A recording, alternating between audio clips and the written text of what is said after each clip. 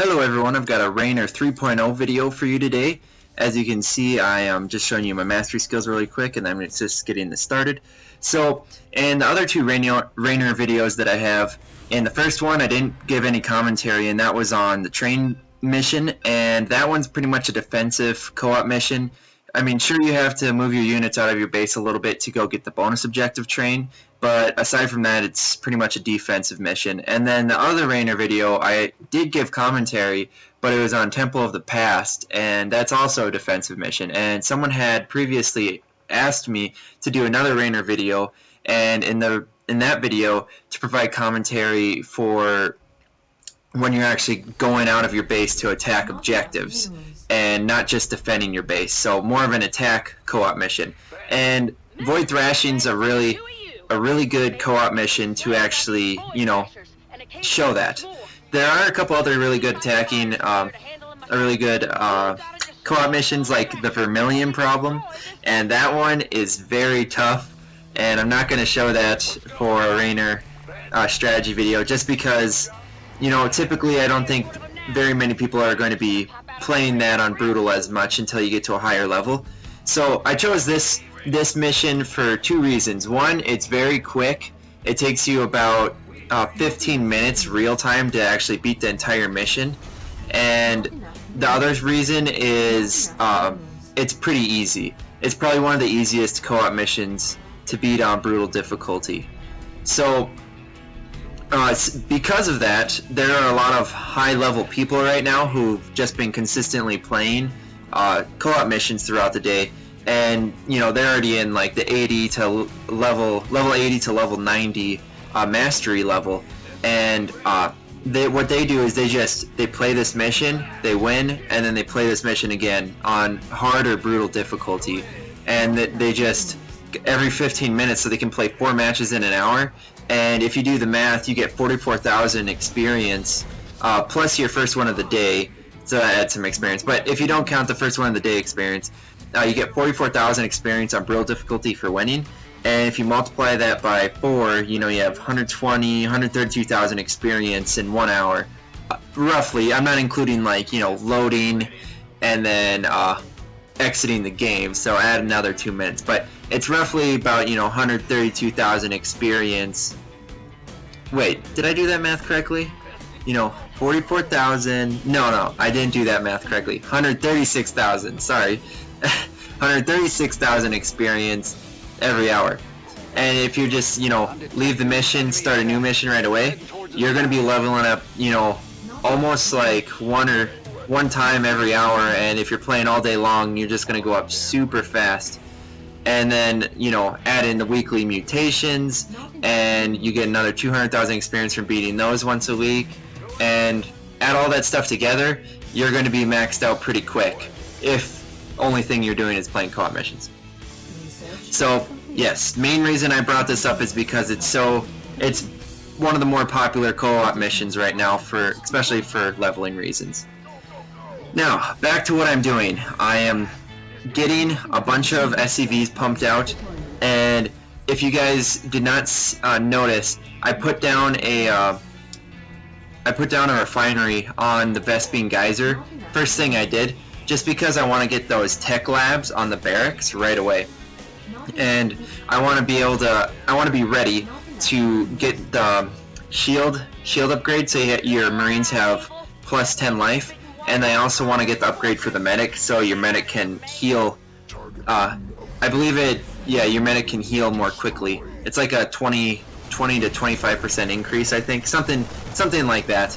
And I just want to get all the upgrades for those guys right away. And then eventually I'll get both fire bat upgrades, which will improve the fire bat's armor, and then I believe the other one is the spread of its fire ability, and maybe the attack range as well. But yeah, getting all the upgrades for units are very important, and try to do it as soon as you can. And as you can see, I've already thrown down an engineering bay, and then I'm going to throw down a second one, just so you can get the attack and armor upgrades, attack and armor upgrades at the same time. You don't really need to get any of the other upgrades from your engineering bay. The only other one I think might be helpful is armor to your structures. and you can increase the armor of your structures by +2 with an upgrade from the engineering bay. But once again, you're not really going to be having your base get attacked while you're playing this mission. As long as you're going and get those main objectives, all of the enemy waves will be focused on your units rather than attacking your base. I mean, there will be a chance that the enemy will slip by your units, but it's not very likely that the enemy is going to end up slipping by and attacking your base. So I wouldn't worry about getting any other upgrades from the engineering base besides your attack and armor upgrades. Now, I want to point out very quickly, I've already got down my war factory, and then with that, once that's built, you can then build an armory, and you're going to need that armory right away in order to get level 2 attack and level 2 armor upgrades for your bio units. And you want to get those just pumping out. As soon as the first one's done, you want to get the second one. Once the second ones are done, then you want to get the third one. And then, yeah, just keep that pattern up really well. Once your upgrades are done, it might be smart just to stop making units for like a second. Just save up a couple minerals and gas just so you have enough to actually get those upgrades. And it's very easy to supply block yourself while playing as Raynor, especially once you get 9-10 barracks built. Then it's really easy to supply block yourself. So make sure to always keep getting those supply depots pumped out pretty quickly. I think I do a decent job of not getting supply blocked in this playthrough, but before I actually recorded this video, I think the 3 past missions that I played, I just supply blocked myself over and over and over again. It's so annoying because it'll just sneak up on you. You're pumping out all these units, and then all of a sudden you're stuck at 100 supply, and you have 8 barracks, or not 100 supply, like 120 supply more so. You've got like 8 barracks all trying to create units, but you can't do anything because you supply blocked yourself. It's pretty silly. And it can, you can actually make yourself really affect your chances of winning the mission if you supply block yourself, just because if your army's not big enough and the enemy wave comes, it'll overrun you, and then if you don't have an army built, your base is pretty much done for. I'm calling down an airstrike. I'm trying to also make very good use of my airstrikes and my Hyperion. I'm only trying to use my airstrikes and my Hyperion when I most need it. For example, at the beginning of the mission, I used my Hyperion right away to take out that Void Thrasher. You just want to take out those Void Thrashers as soon as you can. And on Brutal difficulty, your Sergeant Hammer's Fortress, it's going to lose health pretty quickly, especially if you're not completely on top of your game. You don't want to let those Void Thrashers eat away at the health points of that fortress, because it will. And in this playthrough, we get very, very close to losing. It's going to be super close at the end, but yeah, we should have been focusing down these Void Thrashers better than we were from the start of the mission. It just, towards the end, we make a slight mistake. And we ended up winning still, but we focused too much on the bonus objective rather than going for the 4 final Void Thrashers, and because of that, we lose a lot of health and almost completely lose this mission. But we didn't. Once again, we didn't, so we made it through. And I decided to use my Hyperion while attacking those Void Thrashers again, because I felt that it was probably one of the smarter. It was a smart choice to do it at that point in time. And I've also, something you really want to do when you're playing as Raynor is, since when you're level 15, you can, I'm not sure what level you unlock it at, but when you're level 15, you have all these abilities unlocked, and one of the best ones is being able to just spawn your Marines, medics, and anything that's a bio unit from the barracks. Even your factory can drop in now, but you can just, wherever your rally point's set, you can just drop in units. So what I do is I just move my units around, and as my units are moving around, then I have the rally point. All my barracks have a single rally point set on one of my units, and as my units are building and I'm moving around and attacking the enemy, my army just grows bigger and bigger, and that really helps you to keep on attacking and continuously moving forward in the mission. I just make a couple mistakes throughout here. You don't want to split up your army too much, and I get kind of sloppy. I'm going to take out these enemy units, mirages or phoenixes, whichever you want to call them. I'm taking out these phoenixes really quick, and then I start using the F2 command, and I tell all of my units to go attack the next set of Void Thrashers. But I didn't gather all my units into a big ball, and I didn't create enough medics.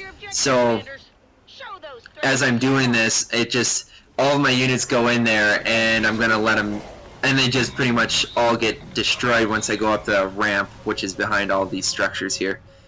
I used my airstrike again, but I probably should have waited on that airstrike. That was kind of a sloppy airstrike.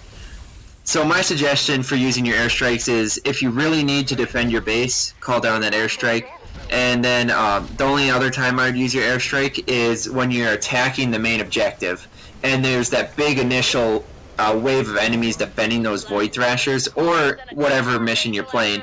There's generally going to be a big wave of units defending, and when you see that big wave, like right now, there's a bunch of units just defending these Void Thrashers. This would be a good time to call in my Banshees and actually take down those units. That would have helped a ton there, but I didn't do that very smart. And as you can see, I'm still moving up this ramp, and then those the enemy units just kind of like disintegrated my bio army. So all that's left now is my units, Roaches and Ravagers, and we were kind of sitting in a little bit of trouble. So the next thing you do is we were in a bit of an emergency, so I set a rally point on my teammates' Ravagers, and now as he moves back, we're going to continuously build this army bigger and bigger, and we're going to hold off the best we can. And then a really smart thing you guys can do when you're playing is target a single unit at a time, especially if you've got a low number of units. Target a single unit at a time, and then that way you're going to dwindle down the enemy units quicker and quicker that way. And then another thing you want to make sure to target, for example, I'm using my Hyperion right now, and I'm targeting those carriers first, because a lot of times your units will get distracted by the little flyer units that the carriers produce. So you want to target down those carriers first, and then your Hyperion won't get distracted by all those little flying spaceships, and it'll be able to focus on everything else. And then after you get the carriers, focus on the hybrids, because the hybrids are going to do the next amount of damage. And then, whatever else you can destroy from there. Destroy splash units like Colossi next in line, and then you should be looking pretty good.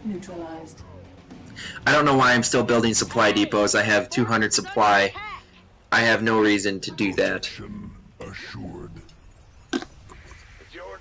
So, as you can see, it appears that we are doing decently well, I would say. But, like I was saying before, kind of made a mistake here. We've got 1,800 hit points left on the fortress. My teammate started moving back, and I rallied him, and I said, hey, no, let's go get these guys. Let's go take out this bonus objective. Well, that was a big mistake, because here comes the enemy wave, and there spawns the last 4 enemy Void Thrashers. And that 1,800 hit points is going to drain away so fast. Oh, it was only 1,600 hit points. It's draining away so fast. Look, if you just look at the hit points right now, we're losing 100 hit points like every, 15 seconds? That's pretty bad.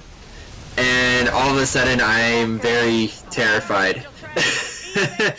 I'm starting to think, oh no, this wasn't good. And we didn't actually focus down that